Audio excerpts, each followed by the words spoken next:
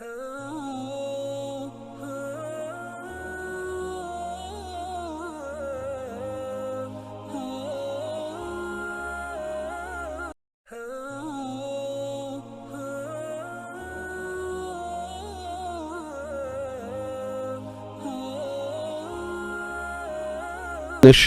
الرجیم بسم اللہ الرحمن الرحیم قل بفضل اللہ وبرحمتہ فبذلک فلیفرحوا صدق اللہ العظیم وصدق رسولہ النبی الکریم اللہم صلی علی سیدنا ومولانا محمد معدن الجود والکرم وآلہ وصحبہ وبارک وسلم الصلاۃ والسلام علیک یا سیدی یا رسول اللہ وعلی آلک و اصحابک یا حبیب اللہ۔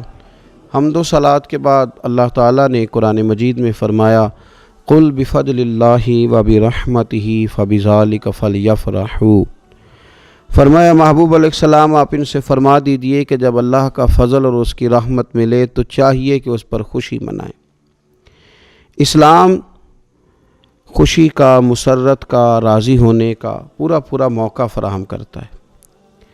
اسلام یہ کہتا ہے کہ اللہ کے فضل اور اس کی رحمت کے موقع پر تمہیں اظہار مسرت کرنا چاہیے، خوش ہونا چاہیے، لیکن یہ کہ ہمیں خوشی کے طریقے بھی بتلاتا ہے اسلام۔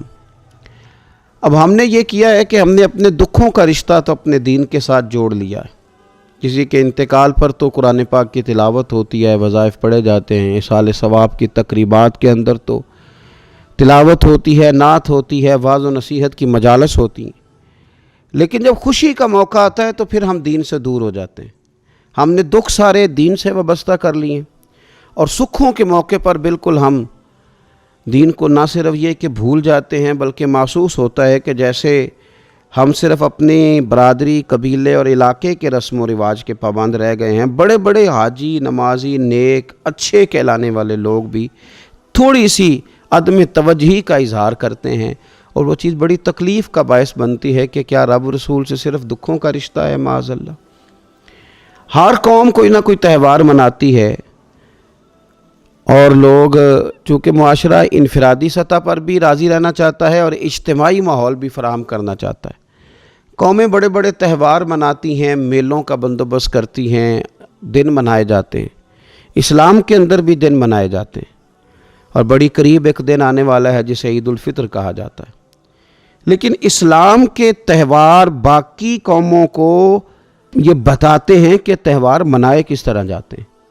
تو سب سے پہلے تو یہ یاد رکھیں کہ اسلام کے اندر جب عید آتی ہے تو اس کا کوئی مقصد ہے، اور ہم نے عید کو کس طرح منانا ہے یہ سارا کچھ ہمارا دین ہمیں بتاتا ہے۔ پہلے تو یہ آپ دیکھیں کہ عید مسلمان نے کس طرح منانی ہے۔ سویرے جب اس نے اٹھنا ہے تو اس نے فجر کی نماز کے بعد دوبارہ سے تیاری کرنی ہے، غسل کرنا ہے، صاف لباس پہننا ہے، خوشبو لگانی ہے، اور کرنا یہ ہے کہ نماز کے لیے جانا ہے۔ اس کے عید کا آغاز، اس کے اس خوبصورت تہوار کا آغاز اللہ تبارک و تعالیٰ کی عبادت سے ہو رہا ہے، اور عید منا کب رہا ہے؟ رمضان کے 30 روزے پورے کرنے کے بعد، یا 29 کا چاند دیکھنے کے بعد۔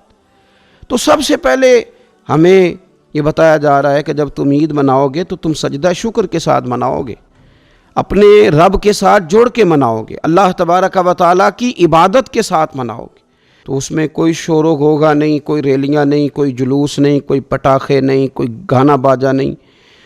اللہ کی عبادت کے ساتھ بتایا جائے گا کہ تمہارا جو تہوار ہے وہ تہذیب کا، شائستگی کا، خوبصورتی کا، نظم و نسق کا ایک بہترین ذریعہ۔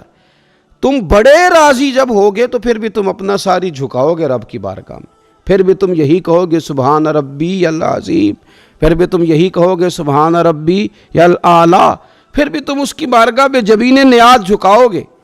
پہلی بات۔ دوسری بات، ہمیں پیغام عید یہ ہے کہ یہ جو تمہارے پاس عید کا دن آیا ہے یہ اجتماعیت کا دن ہے۔ آپ جب صف میں کھڑے ہوں گے نماز عید کے لیے تو کیا امیروں کی صفیں علیحدہ ہوں گی؟ غریبوں کی الگ ہوں گی؟ کیا پڑھے لکھوں کی الگ ہوں گی اور ان پڑھ لوگوں کی الگ ہوں گی؟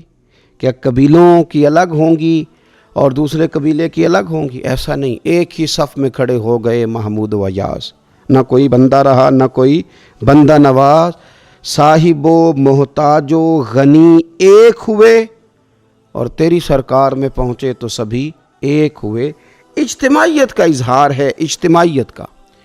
عید کا پیغام اجتماعیت کا اظہار۔ اور پھر نماز عید ختم ہوئی تو سب نے ایک دوسرے کو گلے لگایا، غریب نے امیر کو، امیر نے غریب کو، پہلے ایک صف میں نماز پڑھی پھر گلے لگایا، چھوٹے نے بڑے کو، بڑے نے چھوٹے کو، سب ایک دوسرے کے ساتھ محبت کا رشتہ قائم رکھنے لگے۔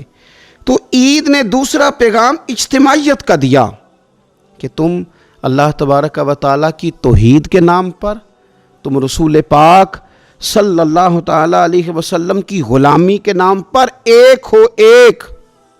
ہزاروں قومیں وجود میں آئیں دہر میں خشک و تر کے رشتے سے، پر ہم نے بنیاد دوستی رکھی یاد خیر البشر کے رشتے سے۔ اور اقبال کہنے لگے اپنی ملت پر قیاس اقوام مغرب سے نہ کر، خاص ہے ترکیب میں قوم رسول ہاشمی۔ یہ جو نماز پڑھ رہے ہیں اور بعد میں گلے مل رہے ہیں، ان کا ایک ہی تعارف ہے کہ یہ رسول ہاشمی کی قوم ہے۔ یہ تعارف اجتماعیت کا درس، پیار کا درس، مساوات کا درس، چھوٹے بڑے کے فرق کو ختم کرنے کا درس، امیر غریب کی تفریق مٹانے کا درس، اس کا نام عید ہے۔ تیسری بات آپ یہ دیکھیں کہ کوئی بھی ہمارا موقع ہے نا تو اسلام نے اس پر کچھ تعلیمات دی ہیں۔ اگر آپ کو اللہ بیٹا دیتا ہے، بیٹی دیتا ہے تو اس کا عقیقہ کرنا ہے، دوسروں کو کھانا کھلانا ہے۔ اگر اللہ نے شادی کا موقع دیا تو سنت ہے ولیمہ کرنا ہے، لوگوں کو کھانا کھلانا ہے۔ اگر بڑی عید کا موقع آیا ہے تو قربانی رکھ دی گئی ہے، آپ گوشت کریں گے، اس کا ایک حصہ رشتہ داروں کو دیں گے، ایک حصہ غریب نادار لوگوں کو دیں گے۔ اور عید کا موقع آیا تو صدقہ فطر رکھ دیا گیا چھوٹی عید پہ۔ اور صاحب نصاب پر زکوٰۃ بھی فرض کر دی گئی، جو بالعموم رمضان میں ہی دی جاتی ہے۔ رمضان میں زیادہ تر مسلمان دینے کی کوشش کرتے ہیں۔ تو اس سے کیا ہوتا ہے کہ انسان اپنی خوشیاں دوسروں کے ساتھ بھی جوڑتا ہے۔ وہ اکیلے خوشی نہیں منا رہا، وہ دوسروں کے ساتھ اپنی خوشیوں کو جوڑ رہا ہے، غریب کو کھانا کھلا رہا ہے۔ اور نبی پاک صلی اللہ علیہ وسلم نے فرمایا وہ دعوت بڑی ملعون ہے، وہ بڑی لعنت والی دعوت ہے کہ کسی نے دعوت پکائی اور صرف امیروں کو دعوت دی جائے، غریبوں کو نہ دی جائے۔ سیاسی افطاریاں کرائی جائیں اور ولیمے پہ بھی اگر اپنے بیٹے کے بلایا جائے تو امیر لوگوں کو، سیاسی لوگوں کو، بڑے لوگوں کو دعوت دی جائے۔ دعوت تو خیر والی وہ ہے جس میں چھوٹا بڑا امیر غریب سب شریک ہو۔ تو عید کے موقع پر بھی یہ ضروری تو نہیں کہ ہم 6 جوڑے ہی بنوائیں، 3 جوڑوں سے بھی گزارا ہو سکتا ہے۔ اس طرف بھی تھوڑی توجہ کر لیں کہ جس گھر کے اندر 1 جوڑا بھی خریدنا مشکل ہے، یہ کوئی ضروری تو نہیں کہ 10 جوڑے ہی خریدے جائیں، 2 پہ بھی گزارا ہو سکتا ہے۔ 3 جوتے لینے کی بجائے 1 سے بھی عید گزر جاتی ہے، لیکن تھوڑی سی توجہ اگر غرباء کی طرف بھی کر لی جائے، مساکین کی طرف۔ یہ کل پرسوں خبر آ رہی ہے کہ ہمارے پنجاب میں ایک ایسا شہر بھی ہے جس میں باپ نے صرف اس لیے اپنے بچے نہر میں پھینک دیے ہیں کہ انہوں نے عید کے لیے کپڑے مانگے تھے۔ اس قسم کی داستانیں جس قوم کے اندر موجود ہوں تو وہ قوم پھر کسی کا خیال ہی نہ کرے، وہ سارا مال اپنے اوپر ہی خرچ کرنا چاہے، اسے احساس ہی پیدا نہ ہو کہ کسی اور کو بھی ضرورت ہے۔ تو عید ہمیں موقع دیتی ہے۔ بزرگوں نے لکھا ہے کہ یہ جو عید پہ کہا گیا نا کہ ایک رستے جاؤ اور دوسرے رستے سے واپس آؤ، تو اس میں بھی شاید ایک حکمت ہمیں یہ بھی نظر آتی ہے کہ کئی دفعہ ایک گلی سے گزریں تو گزرتے وقت خیال آتا ہے کہ یار یہ گھر ایسا ہے، دیکھ کے پتہ چلتا ہے کہ جو غریب ہے مجھے تھوڑا ان کا خیال رکھنا چاہیے۔ پھر دوسری سائیڈ سے واپس آؤ، شاید تمہیں گھر بیٹھے یاد نہ آئے اور مکان دیکھ کے تمہیں سمجھ آ جائے کہ یہاں تو شاید روٹی بھی وقت پہ نہ پکتی ہو، اتنے غریب ہیں۔ تو اسلام نے ہر چیز میں حکمت رکھی، اور صرف عید کے موقع پہ نہیں، مستقل آپ غرباء کے، مساکین کے سرپرست بننے کی، معاون بننے کی کوشش کریں، رسمی طور پر نہیں۔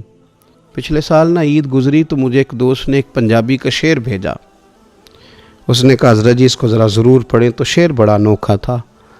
وہ شعر کیا تھا؟ اور راشن ونڈن والے لوکو، او راشن ونڈن والے لوکو، او عیدوں بعد بھی بھوک لگ دیجے۔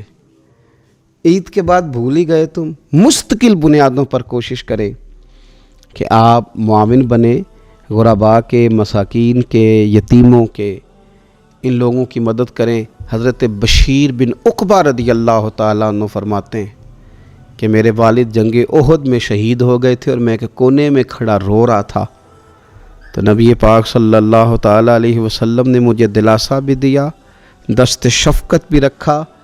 تو میں نے کہا حضور میرے والد چلے گئے تو کیا بنے گا؟ تو کیا انداز حضور نے اختیار کیا اور کیا انہیں عظیم نسبتوں سے نواز دیا۔ حضور فرمانے لگے، اے بشیر بن